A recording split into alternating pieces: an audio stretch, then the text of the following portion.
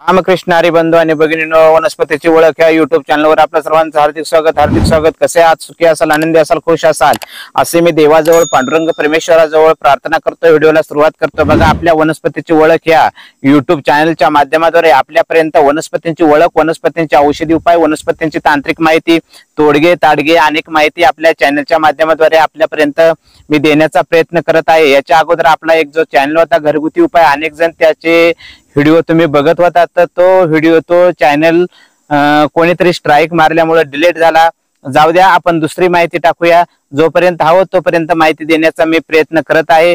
तर बघा, एकदम जबरदस्त तुम्हाला मी आज एक तोडगा सांगणार आहे, एक उपाय सांगणार आहे, एक माहिती सांगणार आहे.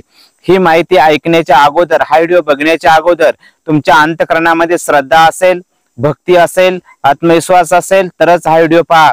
कारण काही लोकांचा आज या विज्ञान युगामध्ये तोडगे ताडगे मंत्र तंत्रावरती विश्वास नाहीये.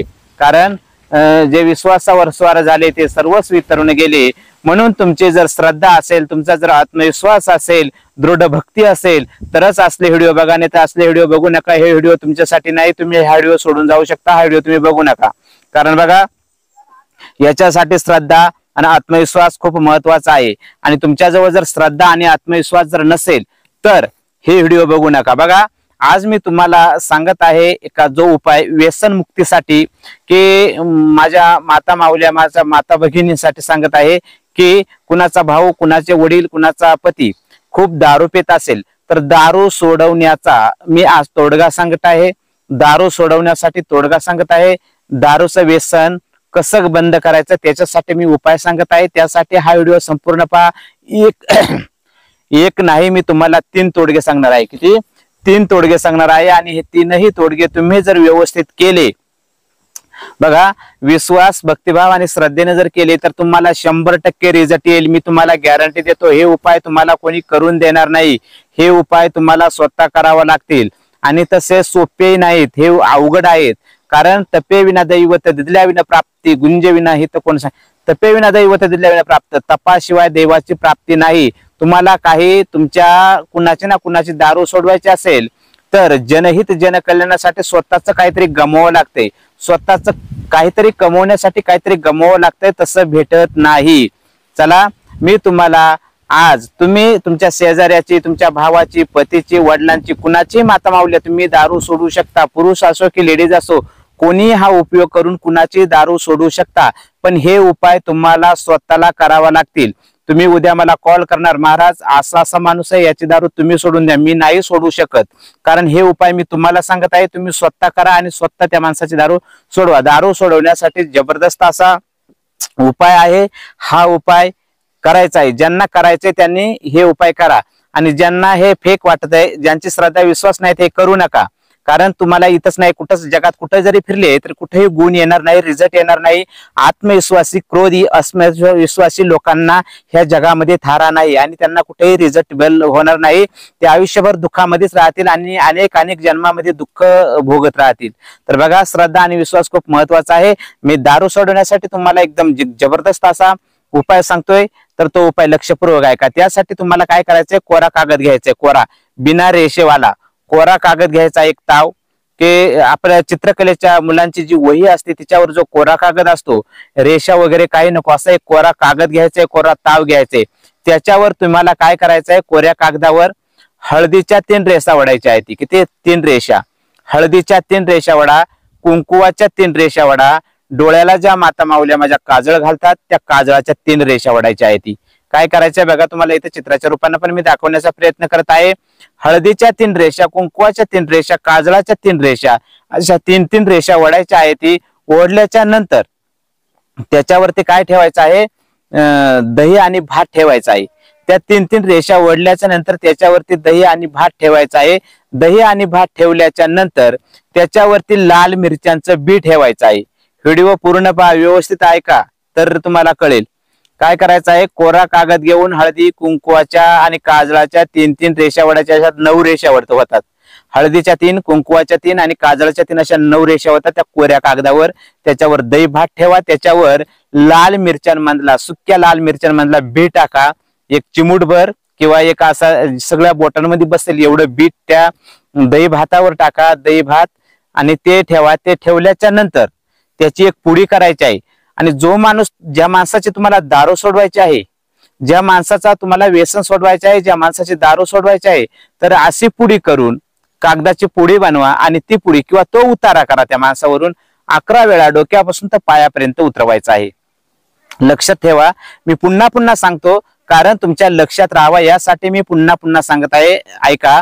कोऱ्या कागदावर हळदी, कुंकू आणि काजळाच्या 3 रेषा ओढून त्याच्यावरती दही भात ठेवून त्याच्यावर लाल सुक्या मिरच्यांचं बी टाकायचं आहे आणि त्याच्यावरून उतारा करायचा आहे. उतारा 11 वेळा करायचा आहे. उतारा करत असताना प्रत्येक वेळेस उतरवताना ओम नमः शिवाय मंत्राचा जप करायचा आहे. तुम्हाला भोलेनाथ भगवंताला सांगायचं आहे ह्या माणसाची दारू ह्या उतार्यानं सुटलीच पाहिजे.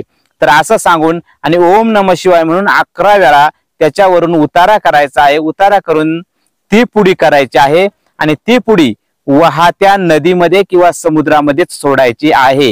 हे अवघड प्रोसिजर आहे. काय करायचे? वाहत्या नदीमध्ये किंवा समुद्रामध्ये सोडायचे आहे आणि नदीमध्ये सोडून द्यायचे आहे. सोडल्याच्या नंतर असा उपाय तुम्हाला किती दिवस करायचा आहे? प्रत्येक महिन्यामध्ये 2 अष्टमी येतात. शुक्ल पक्षामध्ये 1 अष्टमी येते आणि कृष्ण पक्षामध्ये 1 अष्टमी येते. तर 2 अष्टम्या आणि शेवटची अमावस्या एका महिन्यामध्ये. तर 2 अष्टमी आणि 1 अमावस्या महिन्यातून 3दा हा उपाय करायचा आहे. असा 3 महिने तुम्हाला हा उपाय करायचा आहे. प्रत्येक महिन्यामधल्या 2 अष्टमी आणि 1 अमावस्या, प्रत्येक महिन्यामधल्या 2 अष्टमी आणि 1 अमावस्या, अशा 6 अष्टमी आणि 3 अमावस्या, 9 दिवस 9 वेळा तुम्हाला 3 महिन्यामध्ये 9 वेळा हा उतारा करून आणि नदीमध्ये सोडायचा आहे. असा उपाय जर तुम्ही कराल तर तुम्ही कुणाचीही दारू सहजासहजी सहज सोडवू शकाल. बघा, इतका हा जबरदस्त उपाय, केलेला उपाय, अनुभवसिद्ध उपाय आहे. तुम्ही हा उपाय करू शकता. काय करायचंय तुम्हाला सांगितलेलीच आहे माहिती. तर प्रत्येक महिन्यामध्ये शुक्ल पक्ष, कृष्ण पक्ष, अष्टम्या, 2 अष्टम्या, 1 अमावस्या, महिन्यातून 3, असे 3 महिने हा उपाय तुम्ही करायचा आहे. कोऱ्या कागदावर हळदी, कुंकू, तांदळाच्या 3 रेषा ओढायच्या आहेत. त्याच्यावरती दही भात ठेवून मिरच्यांचं सुक्कं बी टाकायचं आहे. त्याची पुडी करायची आहे. त्या माणसावरून उतारा करायचा आहे. तो उतरून देत नसेल तर झोपल्यानंतर तर झोपेत त्याच्यावरून उतरवा. ओम नमः शिवाय मंत्राचा जप करा आणि ती पुडी दुसऱ्या दिवशी, तिसऱ्या दिवशी नेऊन तुम्ही पाण्यात सोडली तरी चालेल. लगेच सोडली पाहिजे असं काही नाही. दुसऱ्या, तिसऱ्या दिवशी नेऊन तुम्ही ती पाण्यामध्ये सोडून द्यायची. असा उपाय करायचा आहे. यांनी तुम्ही कुणाची दारू सोडवू शकता. दारू सोडवण्यासाठीचा हा एक तोडगा तुम्हाला सांगितलेला आहे. हा करत असताना श्रद्धा आणि आत्मविश्वासाने करा. तुमचं संभवातलं असंभव कार्य होऊन जाईल. इतका जबरदस्त आणि सहज उपाय आहे. दुसरा उपाय मी सांगत आहे बघा. दुसरा उपाय माता माऊल्यांनी, हा उपाय माता माऊल्यांनी करायचा आहे, जेंट्सनी करायचा नाही. त्याच्यासाठी बघा हरिपाठ आहे. महावैष्णव ज्ञानोबरायांचा जो हरिपाठ आहे, तर हरिपाठामधला 10 क्रमांकाचा अभंग आहे. पहिल्या मालिकेतला 10व्या क्रमांकाचा अभंग आहे. संतांच्या संगती मनोमार्ग गती अकळावा श्रीपती येणे पंते रामकृष्ण वाचा भाव हा जीवाचा आत्मज शिवाचा राम जप, असा जो 10व्या क्रमांकाचा अभंग आहे. हा अभंग माता माऊल्यांनी सकाळी उठायचा आहे, आंघोळ करायची आहे. आंघोळ करून आणि तुळशीची पूजा करायची आहे. तुळशीची पूजा करत असताना अभंग 11 वेळा म्हणून 11 तुळशीला प्रदक्षिणा घालायची आहे ती आणि सांगायचं आहे त्या तुळशीला, मी हे जे पुण्य केलं हे 11 वेळा अभंग म्हणून, हे अभंगाचं पुण्य, तुझ्या प्रदक्षिणेचं जे पुण्य आहे हे पुण्य मी तुला देऊन टाकते. ह्या पुण्याच्या बदल्यात तुम्हाला ज्या माणसाची दारू सोडवायची आहे त्या माणसाचं नाव सांगा आणि ह्या माणसाची दारू सोडवा. हे पुण्य तुळशी माते मी तुला अर्पण करते. याच्या बदल्यात तू आमच्या अमुक अमुक माणसाची दारू सोडव. असा उपाय त्या माता माऊलीने कंटिन्यू 6 महिने करायचा आहे. संकट येवो, अडचण येवो, काही येवो, जर असा उपाय 6 महिने ती माता माऊली करेल तर ती कुणाचीही दारू सोडवून देईल. फार 100% उपाय, 100% रिझल्ट आहे. हा करून बघा, तुम्ही करून बघा, कारण खूप पॉवरफुल आणि खूप जबरदस्त असा हा उपाय आहे. काय करायचंय बघा. संतांच्या संगती मनोमार्ग गती अकळावा श्रीपती येणे पंथे रामकृष्ण वाचा भाव हा जीवाचा आत्मा जो शिवाचा राम जप एक तत्व नाम साधते साधन तिथे बंधन बाधीचे नाम अमृत गोडी वैष्णव लादली योगी असादले जीवन कळा सत्वर उच्चार प्रल्हाद बिंबला उद्धव लादला कृष्ण दाता ज्ञानदेव म्हणे नामे सुलभ सर्वत्र दुर्लभ विरळ जाणे हरिमुखे म्हणा पुण्याची गणना कोण करी.